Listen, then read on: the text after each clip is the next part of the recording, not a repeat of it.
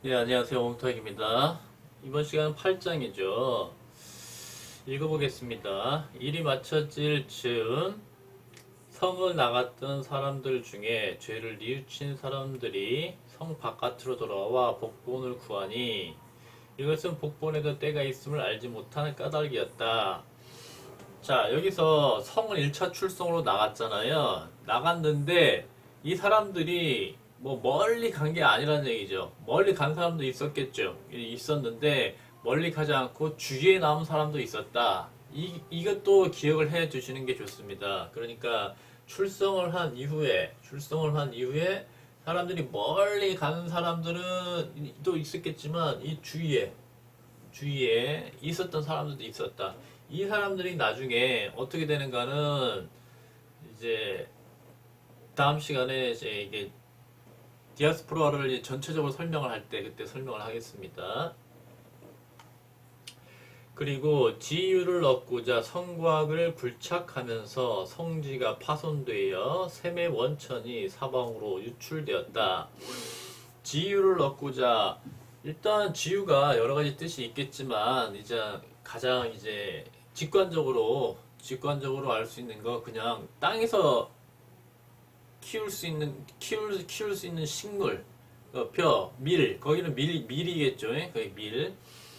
그러한 작물들, 그러한 것이 저는 지유의 그냥 가장 직관적으로 딱 우리가 알 수 있는 그런 것이 지유라고 저는 생각을 하고 그 이외에 다른 중의적인 표현이 있다라고 생각을 합니다. 그렇지만 일단 이해가 쉽게 그렇게 설명을 하자면 지유를 얻고자 나가 보니까 여기만큼 풍족하지가 못한 거죠. 왜냐하면 이미 마고성은 달력 체계를 세웠다는 것은 천체 운동에 대해서 아주 해박한 지식을 가졌다는 겁니다. 근데 뭐 달력은 여러분이 한번 만들어 보세요. 여러분이 한번 만들어 보시면 알 겁니다.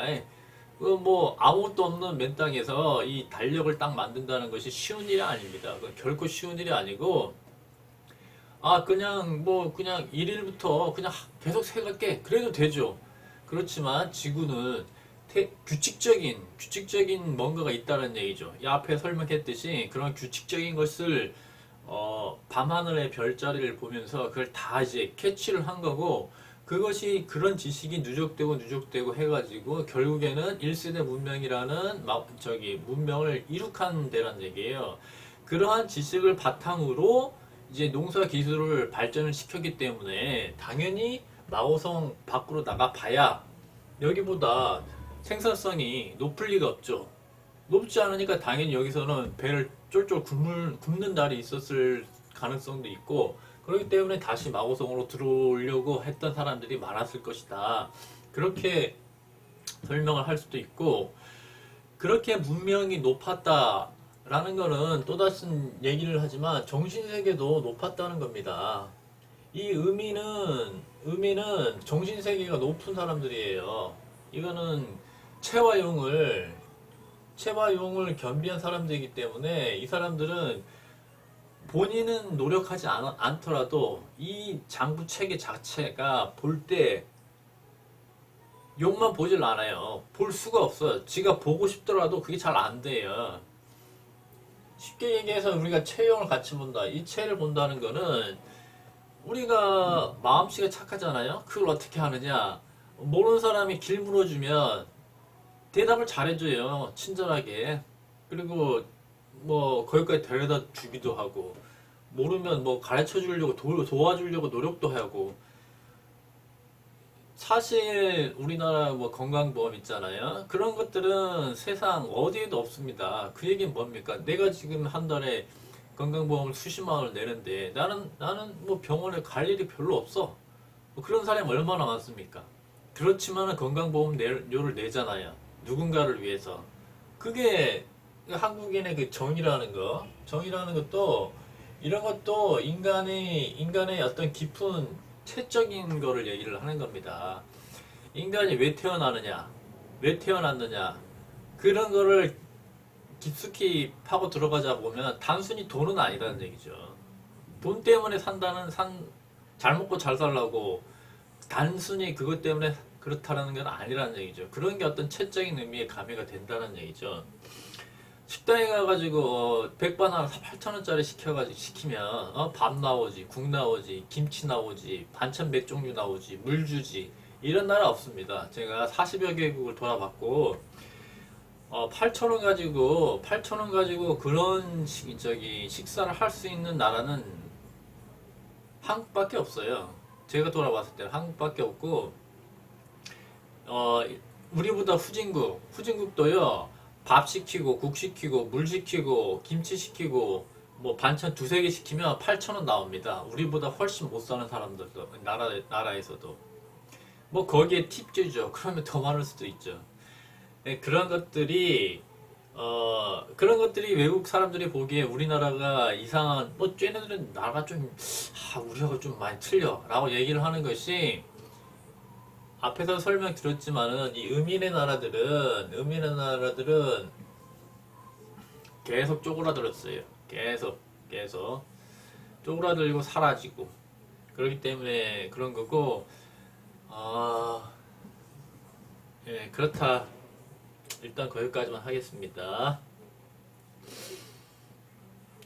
지유가 유출되자마자 흙과 함께 굳으면서 마실 수 없게 되므로 성 안의 지유는 결국 말라버렸다.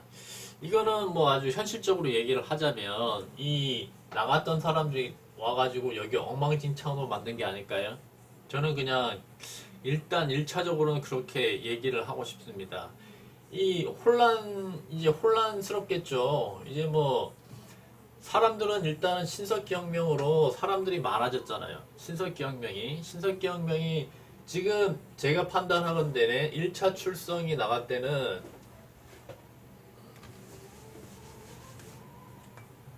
지금 1차 출성과 2차 출성이 있는데요. 2차 출성은 제가 판단하건대 68, 98년이에요. 그러면 1차는 BC 1000년 전이니까요. 7898이에요.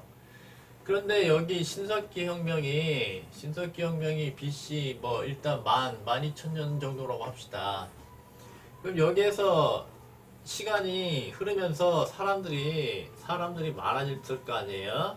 이 신석기혁명을 해서 생산력이 많아지니까 많은 사람들을 키울 수 있고 이제 많아졌을 텐데 이 사람들이 많아진 만큼 그러면은 이제 더 많은 식량이 필요해지게 된 거죠. 그래가지고 이제 나갔는데 많은 식량을 얻을 수 없었잖아요. 그러니까 이제 다시 와가지고 여기에서 이제 여러 가지 아기다툼이 있었을 가능성이 많다. 예, 저는 그렇게 생각하고 그래가지고 이 조대기에 앞에 설명드렸지만 산핍 이렇게 표현을 했거든요. 사람은 많아졌는데 생산이 이제 결핍되었다. 그렇게 되었거든요. 그러니까 이 출생의 이유는 제가 볼 때는 신석기혁명으로 이제 사람이 많아졌는데 많아지면 많아질수록 계속 더 많아져야 되는 거예요. 그렇지만은 이때의 수준으로는 지금 같은 과학혁명이 일어나지 않은 때에는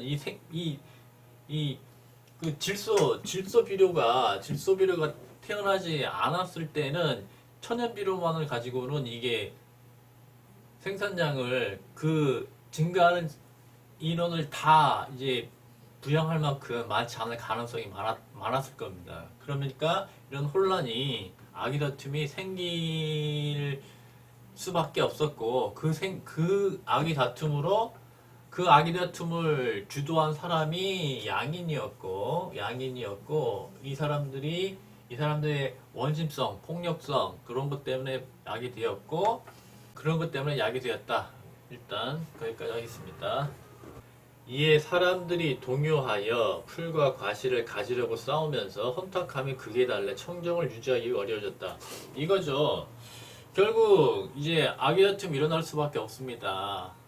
그러니까 10년 농사가 잘 되더라도 1년 동안 2년 가뭄이 들어버리면은 그때는 문제가 심각해진다는 얘기죠. 저장 능력이 그렇게 탁월하지 않은 상태에서 갑자기 1, 2년 사람은 많아졌지. 근데 갑자기 1, 2년 신경성이 뚝 떨어졌다. 그러면은 아기 다툼이 일어날 수밖에 없었겠죠.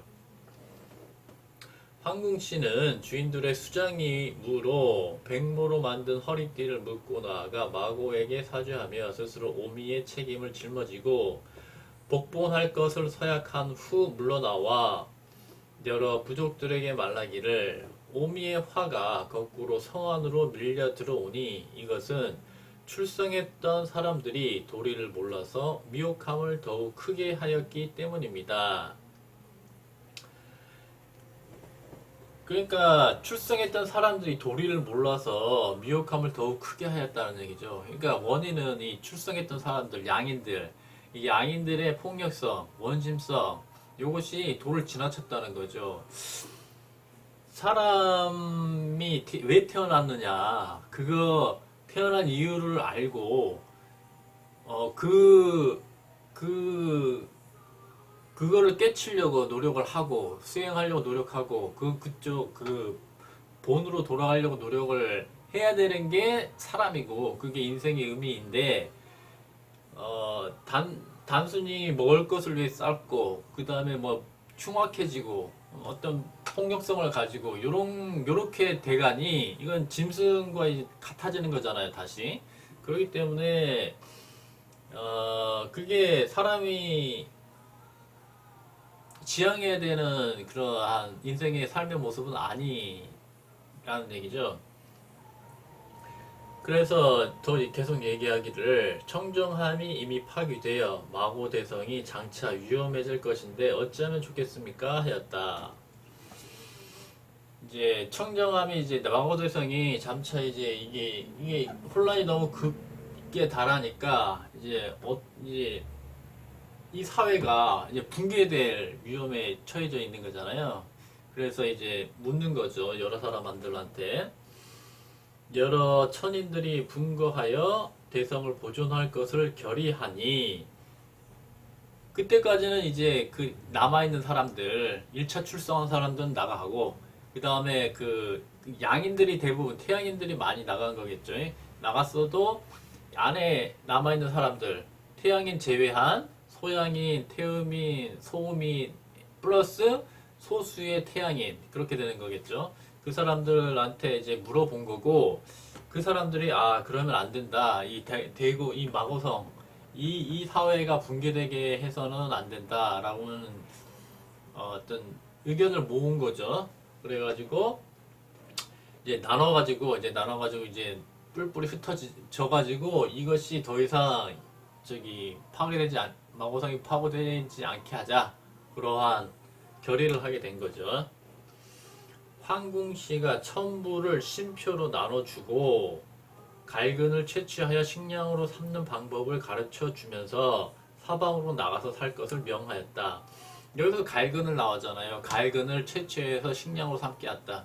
이거는 그냥 태음인한테만 좋은 거예요. 태양인한테 배고프면 갈근 채취해서 먹어? 이렇게 얘기를 하는 거는 배고프면 너한테 독약이 되는 것을 채취해서 먹어? 이 얘기가 똑같은 거예요. 그러면 그 사람이 건강해지겠냐고요. 건강해지지를 못하죠. 살긴 살지만 병약하게 사는 거죠. 굉장히 힘들게 사는 거예요. 그러니까 일단 여기서도 태어민이라는 걸 알 수 있고 황궁씨가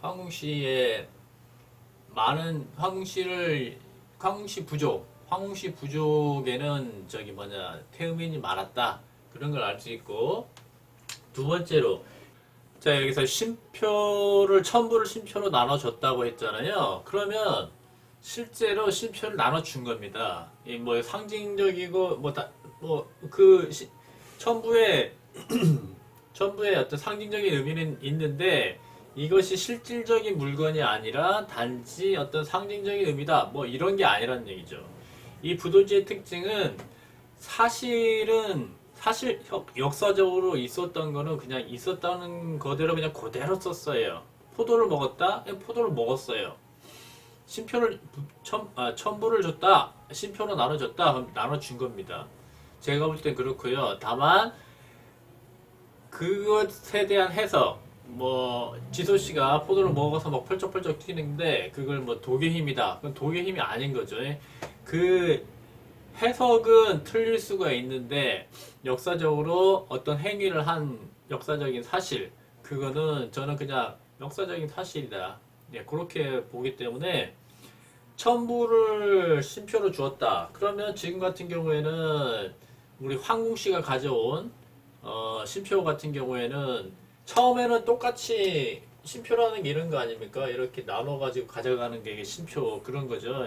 처음에는 그게 같았겠죠. 근데 시간이 수백 년, 수천 년 흐르면서 이게 변형이 된 거죠. 변형이 됐는데 우리 민족 대한민국 쪽으로 왔던 황웅 씨가 갔던 거는 지금 제가 생각할 때는 청동거울 있잖아요.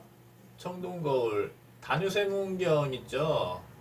고조선에 있던 거 그런 거하고 비파형 동검 그 다음에 뭐 팔찌형 정도. 왜냐하면 이게 다 저기 그 무당들이 보통 많이 하는 거거든요. 무당들이 갖고 하는 것들.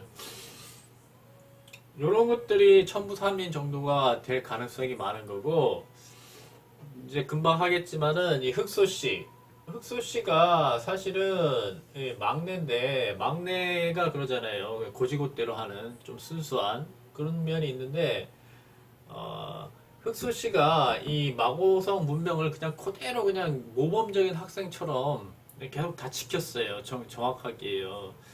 그래서 이집트에 보면은 무슨 홀이나 돌개 같은 거, 그 다음에 지팡이, 그 다음에 앙크라고 있거든요. 이렇게 생겨가지고 이렇게 손을 잡는 거 그런 게 많이 있는데 이런 것들이 다 저기 쉼표다.